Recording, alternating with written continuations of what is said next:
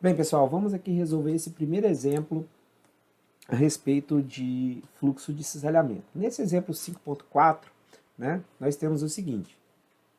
Uma viga é feita de 3 pranchas, com seção transversal de 20 por 100 milímetros cada uma dessas pranchas, pregadas umas às outras por pregos de 9 milímetros de diâmetro, tá? Sabendo que o espaçamento entre os pregos é de 25 milímetros, então aqui eu tenho representado só um prego, mas existem ali, ó, essa viga é contínua e a distância entre esses pregos é de 25 milímetros, tá bom? De 25 milímetros a distância entre esses pregos aqui, ó, tá? Cada prego está distanciado do outro 25 milímetros. Então, sabendo que existe uma força vertical aqui nessa seção, tá? É aplicada uma força de 500 newton, tá? Essa força de 500 newton, ela é perpendicular aqui à seção, não é isso?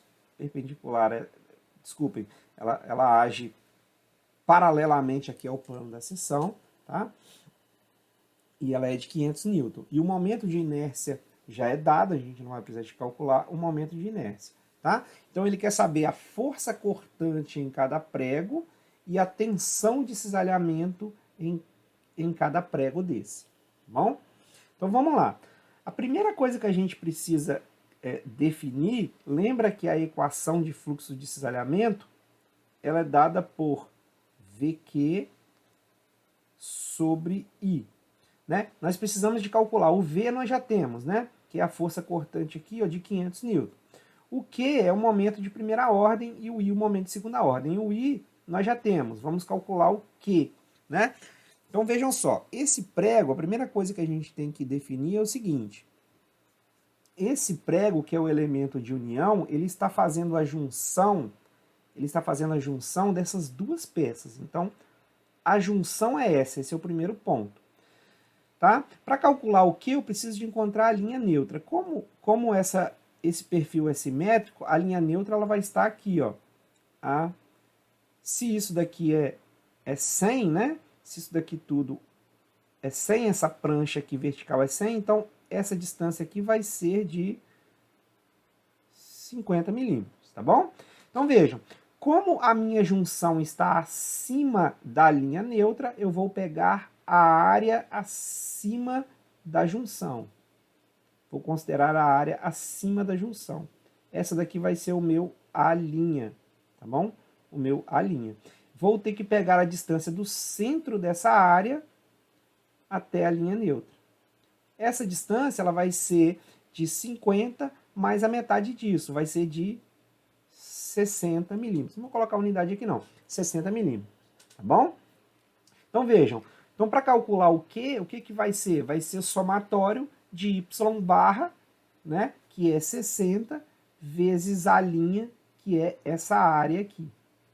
Tá bom? Então vai ser 60 vezes 100 vezes 20, que é o que está aqui, né? Já em metros. Então o Q, o momento de primeira ordem, vai ser 1,2 vezes 10 a menos 4 metro cúbico. Então a gente já pode calcular a força cortante em cada prego. Como? Vamos pegar aqui a equação de fluxo de cisalhamento. Já que a gente quer a força, a gente sabe que Q, né, é F sobre S. Substituindo, né, a gente vai ter o seguinte aqui, ó, depois vai ter F sobre S igual a VQ sobre I. E vou resolver para S, né? Para F, desculpa, né? Porque ele quer a força cortante. Eu vou multiplicar o S e a gente vai obter isso, tá bom? Obter essa equação aqui. Beleza? Então a força vai ser VQ vezes S, que é o espaçamento, sobre I. Substituindo os valores, o V o problema me dá, que é 500 newton, o que a gente acabou de calcular, tá? O espaçamento entre os pregos é de 25 milímetros, tá bom? O problema deu aqui, é de 25 milímetros, e o momento de inércia, o problema também deu. Isso resulta numa força cortante de 22,6 newton. O que isso quer dizer? Que eu tenho aqui a viga, tá? A viga em perfil I, de madeira, em que as abas superiores e inferior, elas são fixadas através de pregos. E em cada prego existe uma força atuando de 92,6 newton. Pessoal, vocês só precisam saber o seguinte, que esses pregos, vamos imaginar aqui o seguinte, ó, isso aqui é o prego, tá? Esse aqui é o prego. Essa força cortante, ela age no sentido, essa força F, ela age no sentido perpendicular ao prego, tende a cortar esse prego aqui, tá bom? Tende a fazer o quê? A cortar esse prego no meio. Por quê?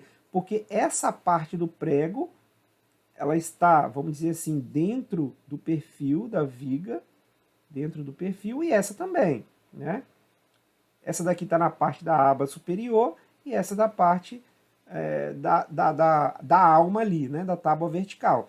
Vai sobrar um espaço mínimo aqui entre essas junções, infinitesimal, e essa força ela age justamente aqui, ó, né? Vejam que como a distância é pequena, igual a gente falou, vai existir o quê? Um cisalhamento direto aqui, ó. Cisalhamento direto, que é força sobre área. Essa força foi aquela que a gente acabou de calcular. Então guardem isso, tá?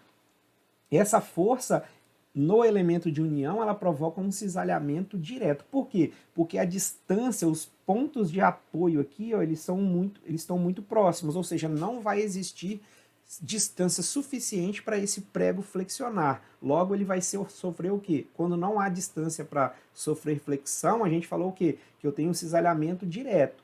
Se houvesse uma distância maior, para que ocorresse flexão, ocorreria o quê? Um cisalhamento transversal, né, que seria 50% maior, mas que não é o caso aqui, tá bom? Então a gente calculou essa força e agora a gente vai calcular o quê? A tensão de cisalhamento, que eu falei o quê? Já que é cisalhamento direto, é simplesmente força sobre a área do prego. Lembrando que a área do prego é πd ao quadrado sobre 4, né? Substituindo, o 4 vai subir e eu vou ter que a tensão de cisalhamento vai ser de 1,45 MPa. Por quê? Porque eu vou ter aqui 4 da equação, a força em cada prego e o diâmetro de cada prego que o problema me deu, que é de 9 milímetros. Beleza? Então, calculei a tensão de cisalhamento em cada prego e a força em cada prego. Então, vejam que eu poderia, no problema também, perguntar qual o diâmetro mínimo do prego para suportar essa força, tá? Por quê? Porque, por exemplo, eu poderia te dar o seguinte, o prego ele tem uma tensão admissível, cisalhamento de, sei lá, 0,8 MPa, né? 0,8 não, que ia ficar muito pequeno, vamos supor aqui 10 MPa, né? Geralmente o prego tem até mais porque são metálicos, né? Tensão de cisalhamento aqui de 10 MPa, admissível. E aí vocês poderiam calcular para mim qual o diâmetro mínimo do prego que tem que ser utilizado nessa viga, obedecendo esse espaçamento aqui de 25 milímetros cada um. Tá bom?